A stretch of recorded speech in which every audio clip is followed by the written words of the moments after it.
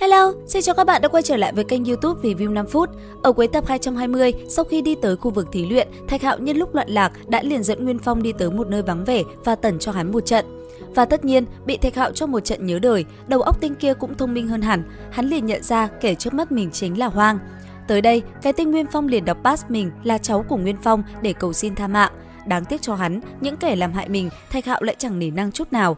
Bởi vậy, Đại La Tinh kiếm trong tay khẽ động, Thạch Hạo từ trên trời cao cũng lập tức phóng xuống. Bụp một tiếng, tinh kia bị kiếm của Thạch Hạo kết thúc sinh mệnh và ra đi trong đau đớn, mặc cho hắn gào thét xin tha mạng. Đến khi hắn xong đời, từ trên người hắn, một khối bảo mệnh phủ bảo vệ nguyên thần bay ra, đáng tiếc lại bị Thạch Hạo tóm được. Cầm nó trong tay, Thạch Hạo liền nhìn nó một lượt rồi tiện tay bóp nát, nguyên thần tinh kia tan biến, kinh khí bắn ra khắp nơi này. Cứ thế, tinh kia tiêu đời mà không có cơ hội để trở về thư viện thiên thần sống lại. Làm xong, Thạch Hạo cũng liền bỏ đi. Cùng lúc đó ở một nơi khác, chỉ thấy bảo thuật không ngừng phóng ra, Vương Hy cùng với cái tên Lục Đà giao chiến một trận vô cùng quyết liệt. Và sau một hồi chiến đấu, hai bên đã tung ra thủ đoạn mạnh nhất. Đầu tiên là Vương Hy, từ sau người cô ta, bảo thuật thi triển, một con chân long khổng lồ cũng liền hiện ra, đứng sừng sững giữa trời. Phía bên kia, cái tên Lục Đà thì vẫn bình tĩnh, phía dưới chân hắn là một đài sen tỏa ra khí tức khủng bố trào dâng mãnh liệt. Theo tiếng gầm của hắn cùng bàn tay khẽ động, xung quanh hắn, một luồng năng lượng kinh người bạo phát, công kích liềm phóng về phía đối thủ. Phía bên kia, chân long rít gào, nó cũng lập tức phóng về phía trước. Khoảnh khắc hai bên va chạm, chỉ thấy từng tiếng ầm ầm nổ vang. Tuy nhiên, sau một màn đó, cuộc chiến vẫn chưa kết thúc. Ngay tức khắc, hai người lại một lần nữa thi triển bảo thuật, công kích lại một lần nữa phóng ra. Cứ thế, hai bên giao chiến vô cùng quyết liệt. Giữa không trung, công kích như mưa va chạm làm khắp nơi mọi người cũng phải kinh hãi. Lát sau, chỉ thấy ầm một tiếng, công kích của Vương Hy đã bị Lục Đà phá tan, một vụ chấn động làm rung chuyển nơi đây bạo phát, đất đá vỡ vụn. Đến khi kinh khí qua đi, thân hình Thạch Hạo từ đâu cũng nhanh chóng bay tới. Nhìn dị tượng trên trời cao, cùng màn chiến đấu vừa rồi, anh ấy đột nhiên xoa cằm với vẻ đầy thích thú, bởi vì Thạch Hạo phát hiện ba người Vương Hy đang liên thủ đấu với Lục Đà. Tuy nhiên, rắc rối lại chưa hết với Thạch Hạo. Vừa khi anh ấy tới, mục tiêu công kích đã liền xoay chuyển về phía anh ấy. Thế nhưng cũng ngay lập tức, Vương Hy động thân, từ trên người cô ta, từng chiếc lá đã bay tới rồi cuốn Thạch Hạo đi, giúp anh ấy tránh né công kích.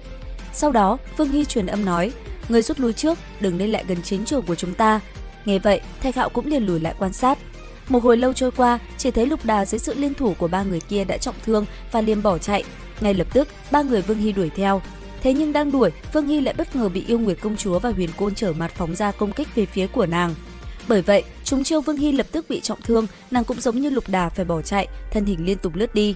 Thấy thế, Thạch Hạo cũng mau chóng đuổi theo, vừa đi, anh ấy vừa truyền âm cho Vương Hy nói: "Cần ta ra tay giúp ngươi hay không?" Đáp lại, Vương Hy nói không cần, nàng sợ Thạch Hạo sẽ gặp nguy hiểm. Thế nhưng, nhân vật chính của chúng ta thì đâu có biết sợ là gì. Ngay lập tức, anh ấy liền giúp Vương Hy chạy trốn. Trong lúc trốn chạy khỏi đối thủ, hai người bất ngờ phát hiện nơi đây rung động.